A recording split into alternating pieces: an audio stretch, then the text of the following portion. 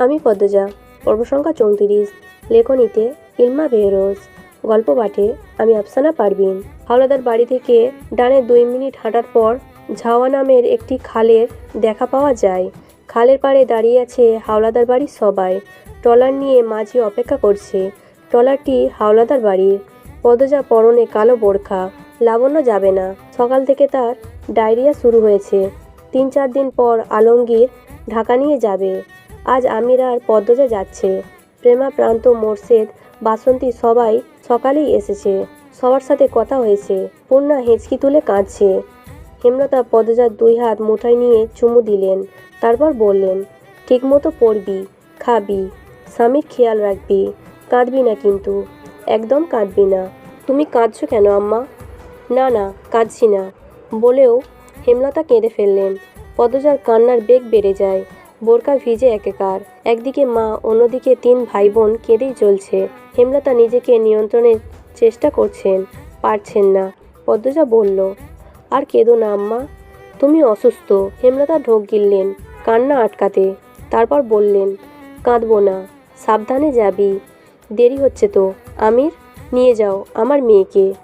যা মা, সাবধানে যাবি, নিয়মিত নামাজ পড়বি। পদ্মজা হেমলতার পা ছুঁয়ে সালাম করলো। পদ্মজা দেখাদেখি আমিরও করলো।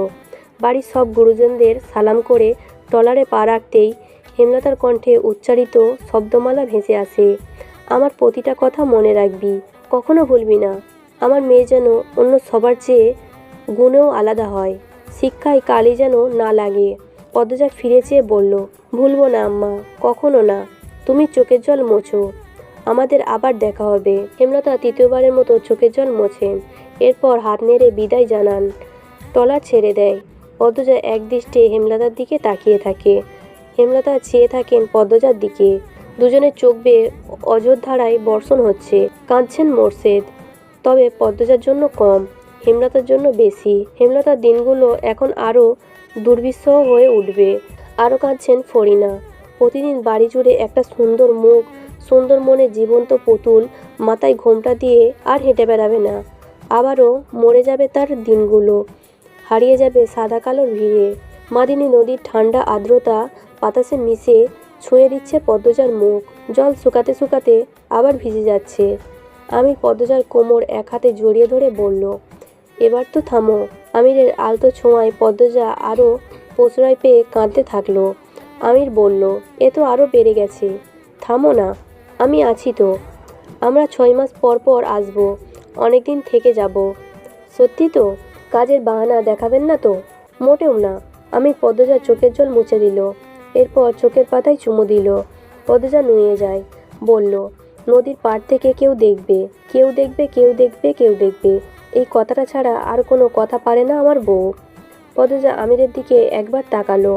এরপর চোখের দৃষ্টি সরিয়ে বলল, আমরা ট্রলার দিয়ে ঢাকা যাব? সেটা সম্ভব না, কিছুক্ষণ পরই ট্রেনে উঠে যাব।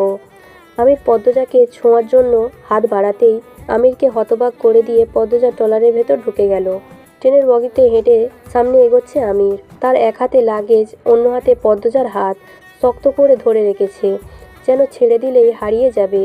পদ্মজার মুখ নিকাবের আড়ালে ঢেকে রাখা। সে এদিক ওদিক তাকিয়ে আমিরকে প্রশ্ন করল, খালি সিট রেখে আমরা কোথায় যাচ্ছি?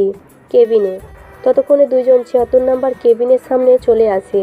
আমি দরজা ঠেলে পদ্মজাকে নিয়ে ঢুকলো। 4টা বার্থ, 4 জনের কেবিন বোঝাই যাচ্ছে। পদ্মজা বলল, আরও 2 জন আসবে কখন? ট্রেন তো ছেড়ে দিচ্ছে। 4 বার্থই আমাদের। পদ্মজা ডান পাশে বার্থে বসতে বসতে বলল, অনেক খরচ করেছেন। আমি লাগেজ জায়গা মতো রেখে পদ্মজার পাশে বসলো। বলল, নিকাব খোলো এবার, কেউ আসছে না। পদ্মজা নিকাব খুলল। ঝমঝম শব্দ তুলে ট্রেন যাত্রা শুরু করেছে। আমির জানালা খুলে দিতেই পদ্মজার চুল তিরতির করে উঠতে থাকলো। পদ্মজা দ্রুত 2 হাত মুখের সামনে ধরে বাতাস থেকে রক্ষা পাওয়ার ব্যর্থ চেষ্টা করে। আমির বাম পাশে বাড়তে বসে হাসলো। বলল, হাত সরাও, দেখি একটু বউটাকে। পদ্মজা 2 হাত সরালো। ঠোঁটে আঁকা হাসি, চোখ ছোট ছোট করে তাকিয়ে আছে, চুল অবাধ্য হয়ে উঠছে। আমির এক হাতের ওপর থুতনির ভর দিয়ে বলল, এই হাসির জন্য দুনিয়া এপর ওপর করতে রাজি। পদ্মজা দাঁত বের করে হাসল। লজ্জায় চোখ নামিয়ে নিল। আমির পদ্মজার পাশে এসে বসে। পদ্মজার চুল খোপা করে দিল, তারপর বলল, এবার বোরকাটা খুলে ফেলো। গরম লাগছে না? পদ্মজা জিজ্ঞাসু দৃষ্টিতে তাকায়। আমির বলল, কেউ আসবে না পদ্মাবতী, পৌঁছাতে বিকেল হবে, নিশ্চিন্তে শুধু বোরকা খুলতে পারো, আর কিছু খুলতে হবে না। পদ্মজার কান রিরি করে ওঠে। আমিরের উরুতে কিল দিয়ে বলল, ছি। আমির উচ্চস্বরে হেসে উঠল। পদ্মজা ভ্রুকুটি করে বোরকা খোলে। এরপর জানালার ধারে বসে বলল, আমরা যে বাড়িতে যাচ্ছি আর কে কে থাকে? একজন দারোয়ান আর একজন বুয়া আছে। যে বাড়ি না, তোমার বাড়ি। ওনারা বিশ্বস্ত, তাই তো রেখে এসেছি। পদ্মজা কিছু বলল না। আমির পদ্মজার পা ঘেঁষে বসল। পদ্মজার কানে দুলে টোকা দিয়ে কোমর জড়িয়ে ধরল। পদ্মজা মেরুদণ্ড সোজা করে বসে। শীতল একটা অনুভূতি সর্বাঙ্গে ছড়িয়ে পড়ে।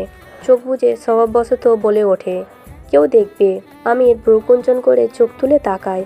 পদ্মজা বুঝতে পারে সে ভুল শব্দ উচ্চারণ করে ফেলেছে। জিহ্বা কামড়ে আর চোখে আমিরকে দেখে হাসার চেষ্টা করলো। আমির বেশ অনেকক্ষণ তীক্ষ্ণ চোখে পদ্মজার দিকে তাকিয়ে থাকে। এরপর আরও শক্ত করে জড়িয়ে ধরে। পদ্মজার ঘাড়ে নাক ডুবিয়ে বলল, দেখুক, যার ইচ্ছা দেখুক। দরজার টোকা দিচ্ছে কেউ। শব্দে পদ্মজার ঘুম ছুটে গেল। ধরপড়িয়ে উঠে বসে। কখন ঘুমিয়ে পড়েছে মনে পড়ছে না। আমিরের কোলে তার মাথা ছিল। মানুষটা এতক্ষণ বসেছিল। পদ্মজাকে এভাবে উঠতে দেখে আমির ইশারায় শান্ত হতে বলল। পদ্মজা দ্রুত নিকাব পরে নেয়। এরপর আমির দরজা খুলল। ঝালমুড়ি নিয়ে একজন লম্বা ধরনের লোক দাঁড়িয়ে আছে। নাকটা মুখের তুলনায় একটু বেশি লম্বা। আমির বলল, এভাবে অনুমতি না নিয়ে টোকা দেওয়া অভদ্রতা। আমাদের দরকার পড়লে আপনাদের এমনিতেই খুঁজে নিতাম। আর এমন করবেন না। আপনার জন্য আমার বউয়ের ঘুম ভেঙে গেছে। নিন টাকা, ঝালমুড়ি দেন। লোকটি বেশ আনন্দ নিয়ে ঝালমুড়ি বানিয়ে দিল। বোধহয় আর বিক্রি হয়নি। হতে পারে আমিরই প্রথম কাস্টমার। লোকটি চলে গেল। আমির কেবিনে ঢুকে দরজা বন্ধ করল। তারপর পদ্মজাকে বলল, একজন লোক ঝালমুড়ি বিক্রি করতে এসেছিল। এই নাও, খাও, এরপর আবার ঘুমাও।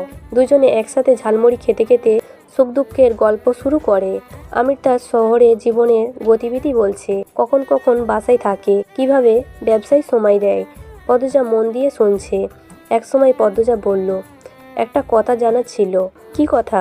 আমার মনে হচ্ছে আপনাদের বাড়িতে লুকানো কোনো ব্যাপার আছে। শুধু মনে হচ্ছে না, একদম নিশ্চিত আমি। আমির উৎসুক হয়ে ঝুঁকে বসলো। আগ্রহ ভরে জানতে চাইল, কীরকম? পদ্মজা আরও এগিয়ে আসে। আকাশে দুপুরের কড়া রোদ।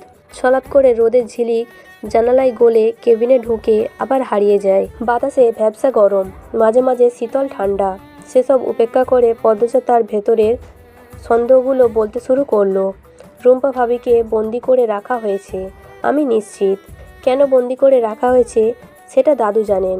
উনি সবসময় রুম্পা ভাবির ঘরের দরজায় নজর রাখেন। আমি অনেকবার ঢুকতে চেয়েছি, পারিনি। বাড়ির পিছনে জঙ্গলে কিছু একটা আছে। সেটা ভূতজিন জাতীয় কিছু না, অন্য কিছু। এমনটা মনে হওয়ার তেমন কারণ নেই। আমার অকারণেই মনে হয়েছে। জঙ্গলটা আপনা আপনি সৃষ্টি হয়নি, আর ভয়ঙ্করও হয়নি। কেউ বা কারা এই জঙ্গলটিকে যত্ন করে তৈরি করেছে, ভয়ঙ্কর করে সাজিয়েছে। এছাড়া বাড়ির সবাইকে আমার সন্দেহ হয়। এ ব্যাপারে আপনি কি বলেন? আমির একটুও অবাক হলো না। মুখের প্রকাশভঙ্গি পাল্টালো না। সে দীর্ঘশ্বাস ছেড়ে বলল, জানি আমি এসব। পদ্মজা আমিরের দুই হাত খামচে ধরে এক নিঃশ্বাসে বলল, আমাকে বলুন, অনুরোধ লাগে, বলুন। আমি শুনতে চাই। অনেকদিন ধরে নিজের ভেতর পুষে রেখেছি। আমির অসহায় দৃষ্টিতে তাকালো। বলল, আমার ধারণা তোমার ধারণা অবধি সীমাবদ্ধ। এর বাইরে কিছু জানি না। এই রহস্য খুঁজে বের করার ইচ্ছে হওয়া সত্ত্বেও আমি হজম করেছি। আমার ইচ্ছে মাটি চাপা দিয়েছি। আমিরের গলাটা কেমন শোনালো।